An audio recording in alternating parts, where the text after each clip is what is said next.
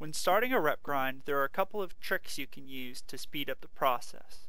To start, you should try to do the rep grind on a level 90 human for the racial passive Diplomacy, which increases reputation gains by 10%.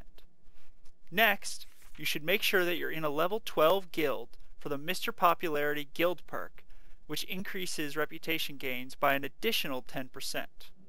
On top of that, you should stop by your guild vendor and pick up a battle standard of coordination, which increases reputation gains from killing monsters by 15%.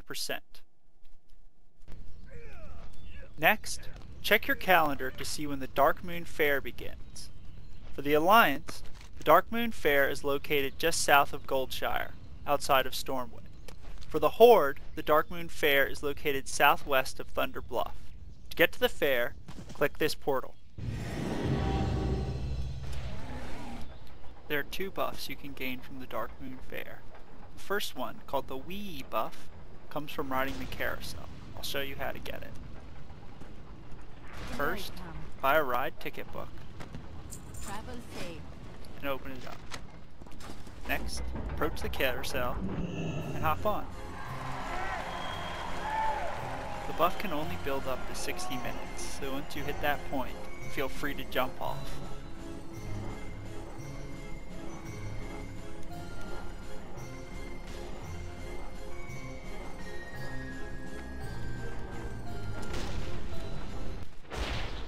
Gelvos Grimegate sells Darkmoon top hats, which when used increase reputation gains by 10% for 1 hour.